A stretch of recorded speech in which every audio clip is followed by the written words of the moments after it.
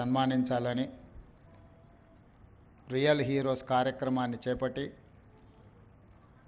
ఈ కార్యక్రమంలో నాతో పాటు ముఖ్య అతిథులుగా సహచర మంత్రివర్గ సభ్యులు పొన్నం ప్రభాకర్ గారు, చీఫ్ సెక్రటరీ రామకృష్ణారావు గారు, డీజీపీ జితేందర్ గారు, జీ న్యూస్ సంస్థ తరఫున ఉమేష్ రావుఫ్ గారు, అదేవిధంగా రాష్ట్రంలో ఉన్న వివిధ ఉన్నతాధికారులు, పోలీసు ఉన్నతాధికారులు, జీ న్యూస్ సంస్థకు సంబంధించిన ప్రతినిధులు, ఈనాడు గౌరవాన్ని దక్కించుకొని అవార్డు గ్రహీతలు, వాళ్ళ కుటుంబ సభ్యులందరికీ కూడా మనస్ఫూర్తిగా తెలంగాణ రాష్ట్ర ప్రభుత్వం తరఫున ధన్యవాదాలు తెలియజేస్తున్నా.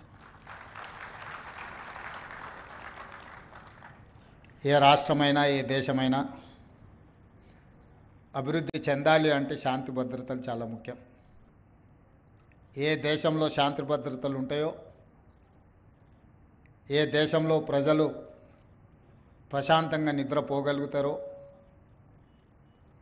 ఏ ప్రాంతంలో వ్యాపార సంస్థలు తమ సంస్థలలో ఉద్యోగస్తులకు రక్షణ కల్పించబడుతుందో ఆయా ప్రాంతాలు అభివృద్ధి పదం వైపు నడుస్తాయి. ఈనాడు తెలంగాణ రాష్ట్రము దేశానికే ఆదర్శంగా నిలబడి ప్రపంచ స్థాయి పెట్టుబడులను ఆకర్షించగలిగి మేము అధికారం చేపట్టిన 16 నెలల్లో విదేశీ పెట్టుబడులను దాదాపుగా 2,28,000 కోట్ల రూపాయల పెట్టుబడులను తెలంగాణ రాష్ట్రానికి ఆకర్షించగలిగినామంటే తెలంగాణ రాష్ట్రంలో శాంతి భద్రతలు 100%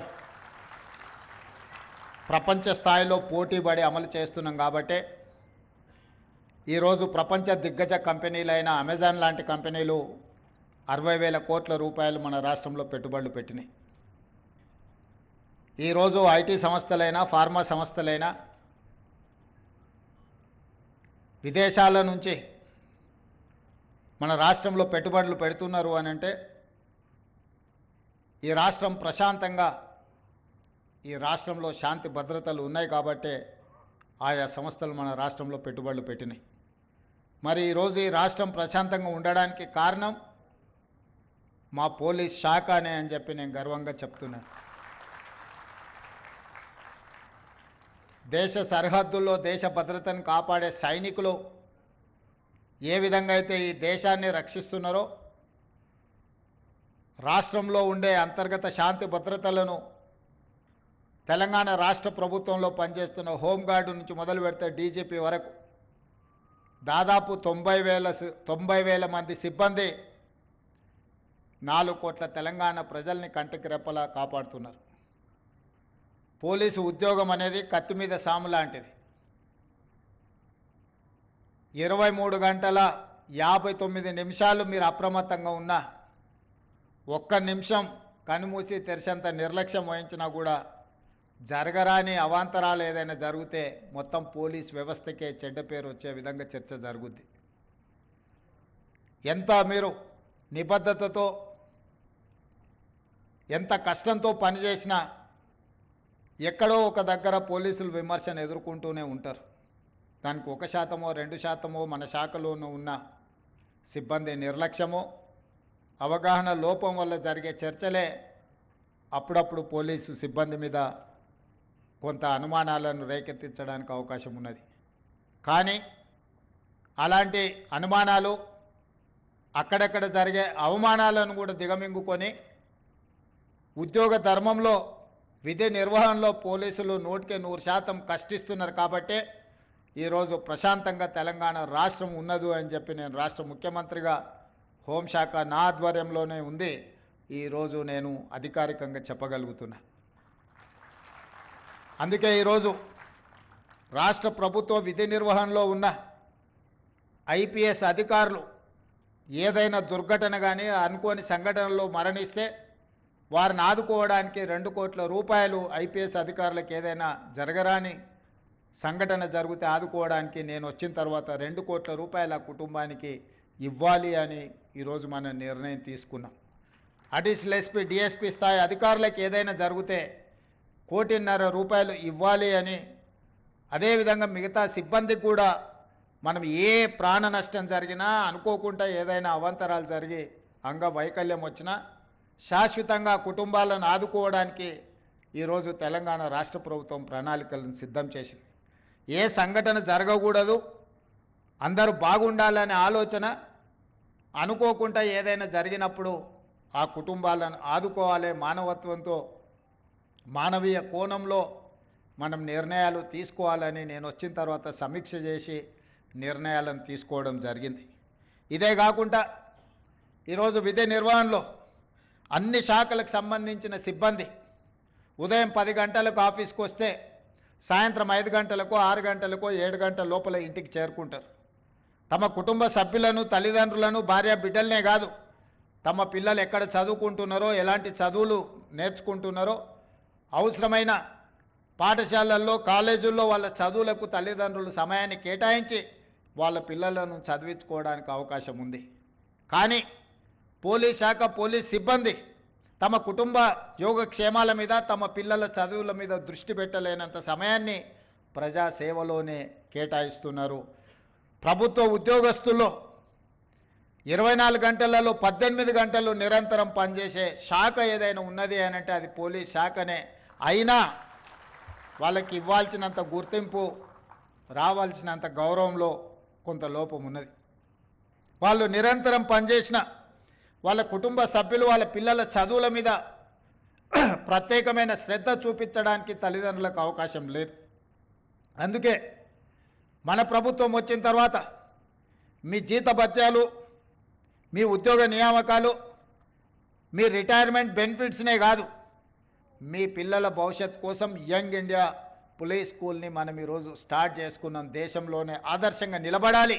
హోంగార్డు నుంచి డీజీపీ వరకు మీ పిల్లల చదువులు కార్పొరేట్ విద్యలో, కార్పొరేట్ సంస్థలతో పోటీ పడే విధంగా తీర్చిదిద్దాలి అని మంచిర్యాలలో అత్యంత ఖరీదైన ప్రాంతం, ఇన్ఫోసిస్, మైక్రోసాఫ్ట్ లాంటి దిగ్గజాలైన ఐటీ కంపెనీలు ఎక్కడైతే ఉన్నాయో 50 ఎకరాల స్థలం ఈరోజు మీ పోలీస్ స్కూల్ కోసం కేటాయించి ఒక కార్పొరేట్ లెవెల్ విద్యను మీకు అందించడానికి రాష్ట్ర ప్రభుత్వం తీసుకొని ఈ అకాడమిక్ ఇయర్లోనే ఈసారి అడ్మిషన్లను మొదలుపెట్టినాం. నేనే స్వయంగా వెళ్ళి ఆ స్కూల్ ప్రారంభోత్సవ కార్యక్రమంలో పాల్గొన్నాం. ఈరోజు సివి ఆనంద్ గారు, ఇతర ఉన్నతాధికారులు అందరూ కూడా ప్రత్యేకంగా దాన్ని పర్యవేక్షిస్తున్నారు. ఎందుకు అనంటే ఎవరమైనా, ప్రజాప్రతినిధులమైనా, పోలీస్ అధికారులైనా, ప్రభుత్వ సిబ్బంది అయినా, మనం ఏమి చేసినా మన పిల్లల భవిష్యత్తు కోసం వాళ్ళకు ఒక మంచి సమాజంలో గౌరవాన్ని, మంచి విద్యను, ఉద్యోగాన్ని, ఒక సత్ప్రవర్తన కలిగిన పౌరులుగా తీర్చిదిద్దాలనేదే మన ఆలోచన. మనం ఎంత కష్టపడ్డా, మనం ఎంత కృషి చేసినా చివరికి మన ఆలోచన, మన విధానము మన పిల్లల యొక్క భవిష్యత్తే. మరి ఈరోజు పోలీస్ సిబ్బంది పూర్తి సమయాన్ని శాంతి భద్రతలను కాపాడంలో, ప్రజా జీవితంలో పెట్టినప్పుడు వాళ్ళ పిల్లల కోసం ఒక మంచి విద్యా విధానాన్ని తీసుకురావాలనే ఈరోజు రాష్ట్ర ప్రభుత్వం యంగ్ ఇండియా పోలీస్ స్కూల్ని స్టార్ట్ చేసుకున్నాం. మనం నేషనల్ డిఫెన్స్ అకాడమీ ఎన్డీఏలో చదువుకున్న వాళ్ళు గర్వంగా మేము ఎన్డీఏ స్కూల్లో చదువుకున్నామంటారు. సైనిక్ స్కూల్లో చదువుకున్న వాళ్ళు ఈరోజు మేము సైనిక్ స్కూల్ స్టూడెంట్ అని వాళ్ళు చెప్పుకుంటున్నారు. హెచ్పిఎస్ స్కూల్లో చదువుకున్న వాళ్ళు ఈరోజు మేము హెచ్పిఎస్ అని చెప్పుకుంటున్నారు. అందుకే ఈరోజు ఇక్కడ ఉన్న అధికారులను, పోలీస్ సిబ్బందిని నేను అడుగుతున్నా, ఎన్డీఏలో కానీ, సైనిక్ స్కూల్లో కానీ, హెచ్పిఎస్లో చదువుకున్న ఆ పిల్లలు గర్వంగా వాళ్ళ స్కూల్ పేరు చెప్పుకున్నప్పుడు మన పోలీస్ స్కూల్లో చదువుకున్న పిల్లలు ఎందుకు గర్వంగా మేము పోలీస్ స్కూల్ నుంచి వచ్చినామని చెప్పుకునే విధంగా, తలెత్తుకునే విధంగా ఈరోజు మనం తీర్చిదిద్దాలన్న ఆలోచనతోనే యంగ్ ఇండియా పోలీస్ స్కూల్ని మనం స్టార్ట్ చేసుకున్నాం. మీ పిల్లలందరినీ వీలైనంత మేరకు అక్కడ చదివించుకోండి. అవసరమైన అన్ని వసతులను ఇచ్చే బాధ్యత నాది. ఆ పిల్లలను ఉత్తమ పౌరులుగా తీర్చిదిద్ది ఈ సమాజంలో డాక్టర్లుగా, లాయర్లుగా, ఇంజనీర్లుగా, ఐఏఎస్లుగా, ఐపీఎస్లుగా, ప్రజా ప్రతినిధులుగా, రాష్ట్రానికి నాయకత్వం వహించే నాయకులుగా పోలీస్ స్కూల్ నుంచి తీర్చిదిద్దాలనేదే నా ఆలోచన, నా విధానం. దీన్ని సద్వినియోగం చేసుకోవాల్సిందిగా హోంగార్డ్ నుంచి డీజీపీ వరకు పోలీస్ సిబ్బందికి అందరికీ నేను విజ్ఞప్తి చేస్తున్నా. అదేవిధంగా ఈరోజు మీరు ఆలోచన చేయండి, దేశంలోనే మనకు శాంతి భద్రతలు కాపాడడంలో నెంబర్ 1 ర్యాంక్ వచ్చింది. ఇన్ఫ్లేషన్ నిత్యావసర వస్తువుల ధరలను నియంత్రించడంలో దేశంలో మొట్టమొదటి ర్యాంక్ మనకు వచ్చింది. ఈరోజు సైబర్ క్రైమ్లో కొల్లగొడుతున్న సొమ్ముని రికవరీ చేయడంలోనే దేశంలో మనం నెంబర్ 1 వచ్చినాం. ఈరోజు ఎస్ఐబి కానీ ఇంటెలిజెన్స్ కానీ ఎక్కడైనా రాష్ట్రంలో ఏ దేశంలో ఏ మూలలో ఏ తప్పిదం జరిగినా ఏ దాడులు జరిగినా తీవ్రవాదుల నేపథ్యంలో దాడులు జరిగినా మన పోలీసులు ఇచ్చే సమాచారమే ఈ దేశంలోని నేరగాళ్లను పట్టుకోవడానికి మనం ఉపయోగపడుతున్నాం. ఇదే కాదు, ఈరోజు ఇంతకుముందు భరత్ చెప్పినట్టుగా డ్రగ్స్ ఇది ఒక పెద్ద మహమ్మారిగా మారింది. ఇవాళ ఏదో శ్రీమంతుల పిల్లలే కాదు, మధ్యతరగతి దిగువ తరగతి పిల్లలు కూడా డ్రగ్స్లో కొకైన్ కానీ గంజాయి కానీ ఇతర మాదక ద్రవ్యాలు అత్యధికంగా వినియోగిస్తున్నారు. ఎక్కడోనో పబ్బులలోనో లేకపోతే కాలేజీల్లో కాదు, ఈరోజు ఈ విష సంస్కృతి పాఠశాలలకు కూడా విస్తరించింది. అందుకే ఈరోజు తెలంగాణ రాష్ట్ర ప్రభుత్వం డ్రగ్స్ వినియోగించే వాళ్ళను, డ్రగ్స్ సరఫరా చేసే వాళ్ళను, డ్రగ్స్ను అమ్మే వాళ్ళని అందరిని కూడా ఉక్కు పాదంతో తొక్కాలి అని ఈరోజు డ్రగ్స్ నియంత్రించడానికి ఒక ప్రత్యేక విభాగాన్ని ఏర్పాటు చేయడం కాకుండా ఆ విభాగంలో పనిచేస్తున్న సిబ్బందికి 30% అదనంగా జీత భత్యాలు ఇచ్చి ప్రోత్సహించి ఈరోజు ఈ సమాజానికి చీడ పురుగుగా మారి భవిష్యత్ తరాలను నిర్వీర్యం చేసే డ్రగ్స్ మీద ఈరోజు ఉక్కుపాదం మోపుతున్నాం. అదేవిధంగా సైబర్ క్రైమ్, ఒకప్పుడు దొంగతనాలు చేయాలన్నా దోపిడీ చేయాలన్నా దొంగలు మన ఇంటికి రావాలి, మన తలుపులో మన కిటికీలో పగలగొట్టాలి, మన త్రిజోరీలు ఓపెన్ చేసి తీసుకెళ్ళాలి. ఇప్పుడు నేరం మారింది, స్వరూపం మారింది. మన ఇంట్లో మన జేబులో ఉండే సెల్ ఫోనే వాడు త్రిజోరీని పగలగొట్టినట్టుగా మన లోపలికి వచ్చి ఎక్కడో కూర్చొని పక్క ఊర్లోనో పక్క దేశంలోనో కూర్చొని డైరెక్ట్గా మన ఖజానాలకు వచ్చి దొంగతనం చేస్తున్నాడు. ఒకప్పుడు దొంగతనం చేయాలంటే చాలా కష్టమైన పని. తలుపులు బద్దలు కొట్టాలి, లేకపోతే ఇంట్లో ఉన్న వాళ్ళ తలలు పగల కొడితే కానీ దొంగతనం చేసే అవకాశం ఉండేది కాదు దొంగలకు.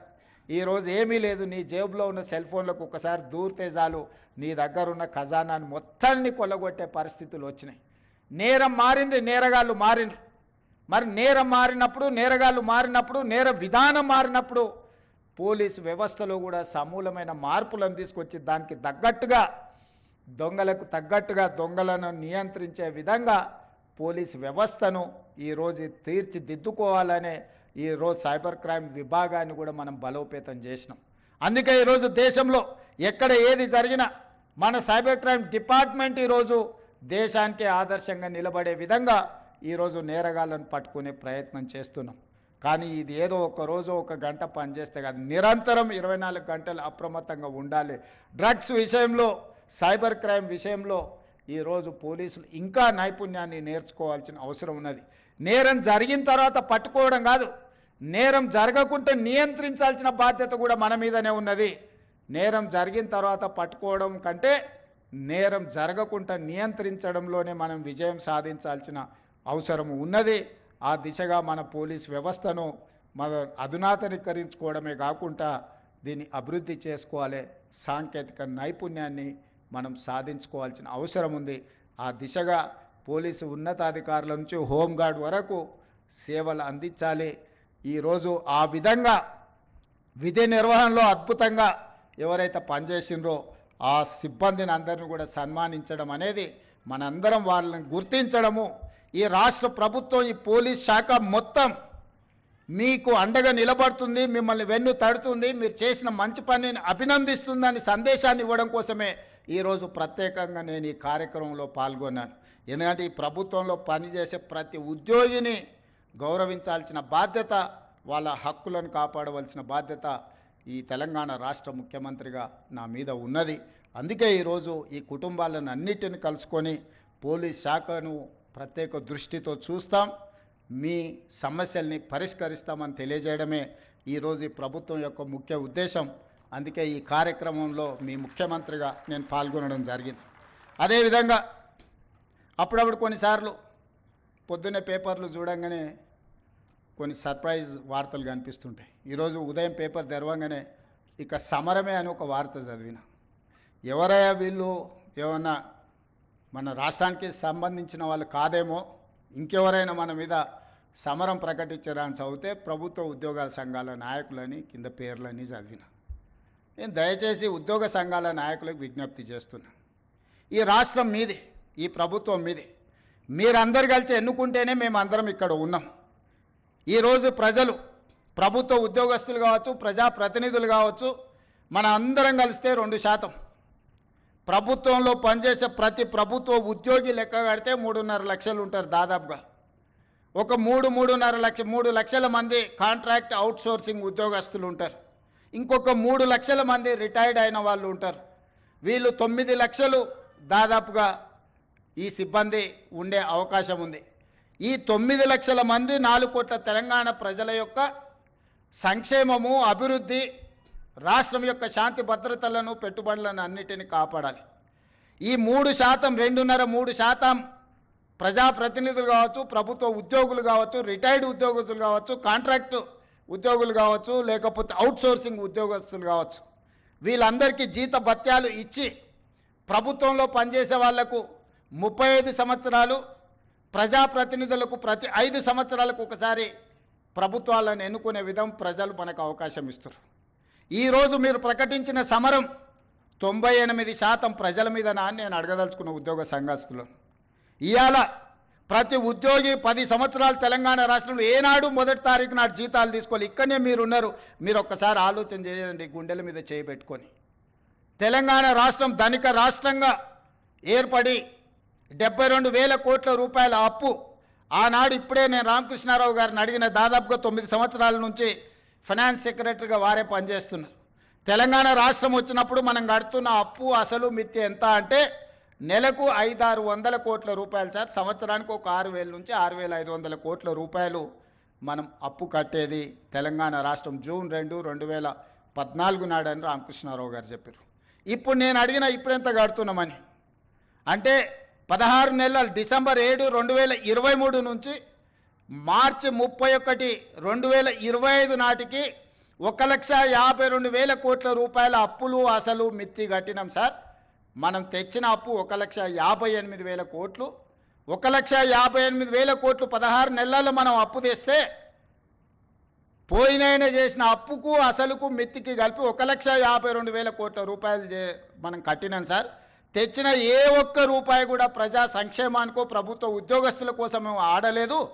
8,29,000 కోట్ల రూపాయలు ఆయన పెట్టిపోయిన బకాయిలకు ఈ తెచ్చిన సొమ్మంతా అక్కడనే చెల్లించినాం సార్ అని రామకృష్ణారావు గారు ఈరోజు చీఫ్ సెక్రటరీ గారు నాకు వివరించారు. అదే కాకుండా ఈరోజు ఎంత కడుతున్నాము అని అంటే నెలకు 7,000 కోట్ల రూపాయలు అసలు మిత్తి కట్టాల్సిన పరిస్థితి ఉన్నది సార్. మనం తిన్నా తినకపోయినా అప్పులోనికి మనం 7,000 కోట్ల రూపాయలు ప్రతి నెల కట్టాల్సిందే సార్, తక్కువ అని రామకృష్ణారావు గారు చెప్తారు. తెలంగాణ రాష్ట్రం వచ్చిన రోజు 500 నుంచి 600 కోట్ల రూపాయల ఉన్న అప్పు ఈరోజు రేవంత్ రెడ్డి ముఖ్యమంత్రిగా పదవి చేపట్టిన 16 నెలల్లో 1,52,000 కోట్ల రూపాయలు మొదటి 16 నెలల్లో కట్టినామంటే యావరేజ్గా 9,000 నుంచి 10,000 కోట్ల రూపాయలు ప్రతి నెల అసలు మిత్తి నేను కట్టిన. కట్టుకుంటూ వచ్చినందుకు కొంత అప్పు భారం తగ్గి కొత్త అప్పులు నేను ఎక్కువ చేయకపోవడం వల్ల ఈరోజు 7,000 కోట్ల రూపాయలు ప్రతి నెల నేను కట్టాల్సిందే. ఇదే కాదు, మీ ప్రభుత్వ ఉద్యోగస్తులు 58 ఏళ్ల నుంచి 61 సంవత్సరాలకు మీ పదవీ కాలాన్ని పొడిగించారు. దాంట్లో మీరు అనుకున్నారు మీ పదవీ కాలాన్ని ఎక్కువ ఇచ్చిందని. రిటైర్మెంట్ బెనిఫిట్స్ ఇవ్వాల్సి వస్తుందని 3 ఏళ్ళు పెంచండి. ఇప్పుడు ఈ మధ్యకాలంలో అత్యధికంగా రిటైర్ అయినరు వారు పోతా మీ రిటైర్మెంట్ బెనిఫిట్స్ను మీకు ఇవ్వకుండా బకాయి పెట్టింది ఎంత అంటే 8,500 కోట్ల రూపాయలు. ఈరోజు నెల మీకు జీతాలు ఇవ్వడం ఒక ఎత్తు అయితే రిటైర్డ్ ఉద్యోగస్తులకు 3 లక్షల మందికి పెన్షన్లు ఇవ్వడం రెండో ఎత్తు అయితే రిటైర్డ్ అయిపోయిన ఉద్యోగస్తులకు వాళ్ళ రిటైర్మెంట్ బెనిఫిట్స్ ఏవైతే ఉన్నాయో ప్రావిడెంట్ ఫండ్ కావచ్చు, ఇతర బెనిఫిట్స్ మీరు దాచుకున్న సొమ్మది ప్రభుత్వం కొంత కలిపి మీకు ఇవ్వాలి.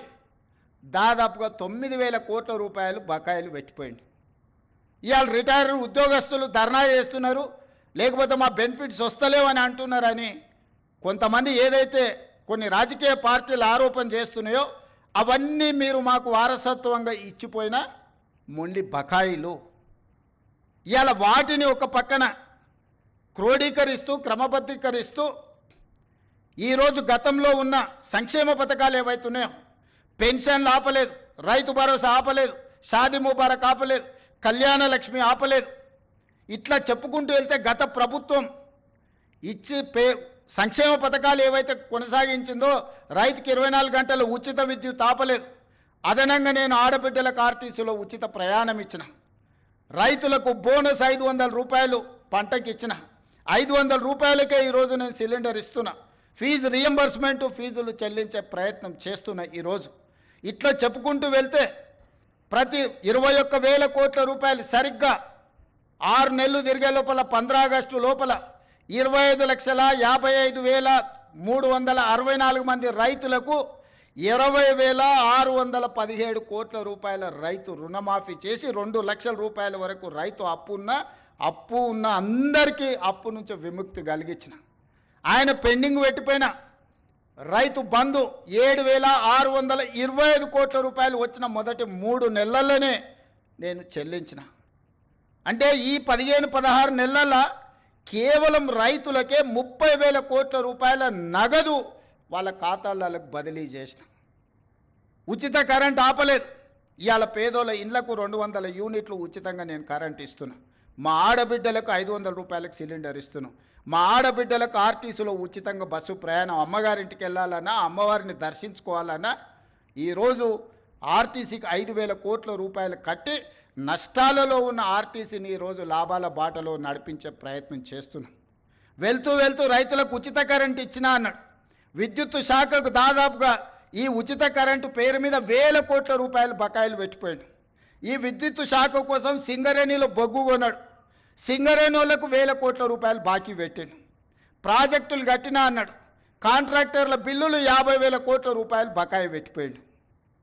ఇట్లా ఏడ కనిపిస్తే అక్కడ, ఎక్కడ దొరికితే అక్కడ, ఎంత మిత్తికి వస్తే అంత మిత్తికి ప్రభుత్వం ఇరిగేషన్ ప్రాజెక్టులు కడితే 4-5% మిత్తికి లోన్లు దొరుకుతాయి.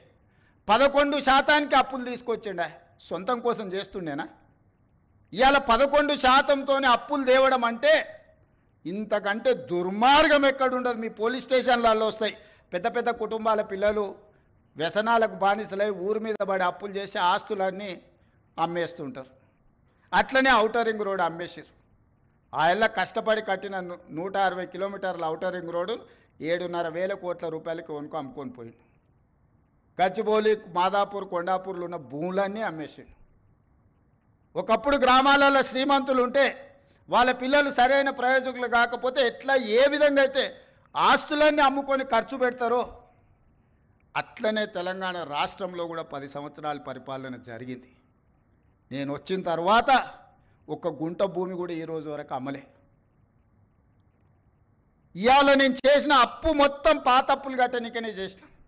ఇప్పుడే కాదు, భవిష్యత్తులో కూడా ప్రతి నెల 10,000 కోట్ల రూపాయలు అప్పు చేస్తే 9,000 కోట్ల రూపాయల పైన ఆ పాత అప్పులకు అసలుకు మిత్తికే కట్టాలి అంటూ నువ్వు 5-6 లక్షల కోట్ల అప్పు చేసినట్టే ఉన్నావని. అసెంబ్లీలో అన్నాడు 1,52,000 కోట్ల రూపాయలు అప్పు చేసినావు నువ్వు అని. నేను లేచి లెక్క సరిదిద్దాను. 1,52,000 కోట్లు కాదు స్వామి, 1,58,000 కోట్లు అప్పు చేసిన. 1,52,000 కోట్లు నువ్వు చేసిన అప్పులకు తప్పులకు పాయమాలు కట్టినా అని చెప్పిన. మీరందరూ మా కుటుంబ సభ్యులు. ప్రభుత్వం అంటే నేను ఒక్కనే కాదు, మనందరం కలిస్తేనే ప్రభుత్వం. మనం పాలకులం కాదు, మనం సేవకులం. మీకు ఒక రెస్పాన్సిబిలిటీ ఉంది, నాకు ఇంకొక రెస్పాన్సిబిలిటీ ఉంది. Different designation. హోంగార్డ్కి ఎట్లా బాధ్యత ఉందో, కానిస్టేబుల్కి ఎట్లుందో, హెడ్ కానిస్టేబుల్కి ఎట్లుందో, ఎస్ఐకి ఎట్లుందో, సిఐకి ఎట్లుందో, డిఎస్పీకి ఎట్లుందో, ఎస్పీకి ఎట్లుందో, అప్ టు డీజీ ర్యాంక్ వరకు ఎట్లుందో, ఎలక్టెడ్ రిప్రజెంటేటివ్ పొలిటికల్ ఎగ్జిక్యూటివ్గా మాకు ఇంకొక బాధ్యత ఉంది. కానీ మనందరం కలిస్తేనే పంచాయతీరాజ్, రెవెన్యూ, R&B అన్ని శాఖలు కలిస్తే, పోలీస్ శాఖ కలిస్తేనే ప్రభుత్వం. మరి మీరందరూ ప్రభుత్వంలో భాగస్వాములు, ప్రజలకు జవాబుదారీగా ఉండాల్సిన వాళ్ళు, ప్రజల కష్టాలు ఉన్నప్పుడు ప్రజలను ఆదుకోవాల్సిన వాళ్ళు, ప్రభుత్వం ఆర్థిక ఇబ్బందులు ఉన్నప్పుడు సహకరించాల్సిన ఉద్యోగ సంఘాల నాయకులు ఈరోజు సమరం అని ప్రకటిస్తున్నారు. ఎవరి మీద సమరం చేస్తారు? ఎవరిని మీరు ఈరోజు ఎవరిని నిందించదలుచుకున్నారు? ఎవరిని కొట్టదలుచుకున్నారు? ఎవరి మీద మీరు యుద్ధం ప్రకటిస్తున్నారని నేను సంఘాల నాయకులను అడగదలుచుకున్నా. మీకు బాధ్యత లేదా? 35 సంవత్సరాలు ప్రజలు మన జీత భత్యాలు ఇచ్చి రిటైర్ అయిపోయిన తర్వాత మనకు పెన్షన్ కూడా ఇచ్చి మన కుటుంబాలను ఆదుకుంటున్న 98% ప్రజల యొక్క పెన్షన్లు కానీ, రైతు రుణమాఫీ కానీ, రైతు భరోసా కానీ, ఉచిత కరెంటు కానీ, షాదీ ముబారక్ కానీ, కళ్యాణ లక్ష్మి కానీ, ఆర్టీసీలో ఆడబిడ్డలకు ఉచిత ప్రయాణం కానీ, ఇవన్నీ చేయాల్సిన బాధ్యత ప్రభుత్వ ఉద్యోగ సంఘాల నాయకుల మీద లేదా? ప్రజాప్రతినిధుల మీద మాత్రమే ఉన్నదా? మాకే కాదు, మీకు కూడా వాళ్ళే జీతభత్యాలు ఇస్తున్నారు. మీకు ఉద్యోగాలు ఇచ్చింది కూడా ఈ ప్రజలే కదా. మీకు ఉద్యోగాలు ఇచ్చిన వాళ్ళే మాకు ఉద్యోగాలు ఇచ్చారు. మనందరం కలిస్తేనే ప్రభుత్వం. దయచేసి ఉద్యోగ సంఘాల మిత్రులకు, నాయకులకు నేను విజ్ఞప్తి చేస్తున్నా, ఇది ప్రజాప్రభుత్వం, ప్రజల కోసం పనిచేస్తున్న ప్రభుత్వం. ఏదైనా విషయం ఉంటే చర్చించండి, మాట్లాడుకుందాం. ఈరోజు కూడా నేను స్పష్టంగా చెప్తున్న వేదిక మీద నుంచి, ప్రతి నెల ఈ తెలంగాణ రాష్ట్ర ప్రభుత్వానికి వస్తున్న ఆదాయం 18,000 నుంచి 18,500 కోట్లు. కానీ ప్రతి నెల నాకు కనీస అవసరాలు తీర్చడానికి 22,500 కోట్ల రూపాయలు కావాలి. ఈరోజు మీకు ఇచ్చే జీతాలు కానీ, మీ పెన్షన్స్ కానీ, లేకపోతే ఈరోజు సంక్షేమ పథకాలు కానీ, రాష్ట్రంలో ఉన్న పనులు చేయడానికి 22,500 కోట్ల రూపాయలు కావాలి. 4,000 కోట్ల రూపాయలు ప్రతి నెల ఆదాయం తక్కువ ఉంది. అప్పుడప్పుడు ఆశా వర్కర్లు అంటుంటారు మా జీతం రాలేదని, ఇంకోసారి అంగన్వాడీ వాళ్ళు అంటుంటారు, ఇంకోసారి అవుట్సోర్సింగ్ వాళ్ళు అంటుంటారు. మా రామకృష్ణారావు గారు, మా బట్టి విక్రమార్క గారు చేస్తున్నది ఏంటంటే, ఓ నెల ఈయన కాపీ ఆయనకి ఇస్తుండు, ఒక నెల ఈయన కాపీ ఆయనకి ఇస్తుండు, అడ్జస్ట్మెంట్ బడ్జెట్ పద్మనాభం పనులు చేస్తున్నారు. ఉన్నది 18,500 కోట్లే. 18,500 కోట్లల్లో ఈరోజు 7,000 కోట్ల రూపాయలు అప్పుకు పోయింది. 5,000 నుంచి 5,500 కోట్ల రూపాయలు మీ జీత భత్యాలకు పోయింది. 13,000 కోట్లు పోయిన తర్వాత నా చేతిలో మిగులుతున్నది 6,000 కోట్లు నికరంగా. ఈ 6,000 కోట్ల పెన్షన్ ఇవ్వాలన్నా, వృద్ధాప్య పెన్షన్ ఇవ్వాలన్నా, రైతు రుణమాఫీ చేయాలన్నా, రైతు భరోసా ఇవ్వాలన్నా, షాదీ ముబారక్ ఇవ్వాలన్నా, కళ్యాణ లక్ష్మి ఇవ్వాలన్నా, ఫీజు రియంబర్స్మెంట్ కట్టాలన్నా, ఏమేం పథకాలు చేయాలి? ఈ అన్ని పథకాలు చేయాలంటే నాకు 22,000 కోట్ల చిల్లర కావాలి. ఈ 18,000 నుంచి 18,500 కోట్లలోనే ప్రతిరోజు కూర్చొని రూపాయి మీ జీత భత్యాలు, నెల జీతం వస్తే ఇంటి ఖర్చు ఎంత, పాల ఖర్చు ఎంత, హాస్పిటల్ ఖర్చు ఎంత, పిల్లల ఫీజులు ఎంత, మీరెట్లా ప్రణాళికలు చేసుకుంటున్నారో, ఈ రాష్ట్ర ప్రభుత్వాన్ని నడుపుతున్న నేను కూడా అట్లనే ప్రణాళిక వేసుకొని రూపాయి ఎక్కడ ఉంది, ఎక్కడ ఖర్చు పెంచకుండా దుబారా మొత్తం తగ్గించి, ముఖ్యమంత్రిగా ఎక్కడికి పోయినా నాకు ప్రత్యేక విమానం తీసుకొని పోవచ్చు. ప్రత్యేక విమానం కాదు కదా, మామూలు విమానంలో కూడా ఎకానమీ టికెట్ కొనుక్కొని పోతున్నా. విదేశాలు పోతే కూడా ఫస్ట్ క్లాస్ ఏది కావాలన్నా ముఖ్యమంత్రికి ఆ హోదా ఉంటుంది. నేను ఆ టికెట్లు కూడా కొనుక్కోవడం లేదు. చాలా నార్మల్ సామాన్య ప్రయాణికులతో నేను ప్రయాణం చేస్తున్నా. ప్రతి దగ్గర మా ఖర్చులను తగ్గించుకొని, నియంత్రించుకొని, నేను ఎవరికి చెప్పలే ఈరోజు వరకు. ఎందుకు చెప్పలేదంటే అదేదో చెప్పుకుంటే గొప్పలాగా ఉంటే బాధ్యతగా భావించి దుబారా తగ్గించి ప్రజలకు చేయగలిగింది చేసి, ప్రభుత్వ ఉద్యోగస్తులకు మొదటి తారీఖు నాడు జీతం ఇవ్వకపోతే ఆ కుటుంబాలు ఎట్లా నడుస్తాయని నేను ముఖ్యమంత్రి పదవి చేపట్టిన నా నుంచి రామకృష్ణారావు ఏది ఏమైనా అక్కడ సూర్యుడు ఇక్కడ మొలిచినా మొదటి తారీఖు నాడు మన ఉద్యోగస్తులకు జీతాలు ఇవ్వాలని, ఈ 16 నెలలు మీకు జీతాలు ఇచ్చిన మీరే కదా ప్రత్యక్ష సాక్షి. గతంలో మీకు ఏం కావాలన్నా విడతల వారిగా మీ జీతాలు వచ్చేది. మరి ఇవాళ మీకోసం పనిచేస్తున్నా, ప్రజల కోసం పనిచేస్తున్నా, మీరు వేరు, మీరు మేము అందరం కలిస్తేనే ప్రభుత్వం. నేను స్పష్టంగా ఉద్యోగ సంఘాల నాయకులకు చెప్పదలుచుకున్నా, మీరు వేరే మేము వేరే కాదు. మీరు మేము కలిసి 99% ప్రజలకు మంచి చేయడం కోసం మనం ఇక్కడ ఉన్నాము. మనం సమరం చేయడానికి ఇక్కడ లేం. ప్రజల మీద యుద్ధం చేసిన వాళ్ళు ఎవరు బాగుపడ్డోళ్ళు లేరు. ప్రజలు ఊరుకుంటారా? ప్రజల మీద యుద్ధం చేస్తే ఎవరి మీద యుద్ధం చేస్తారు?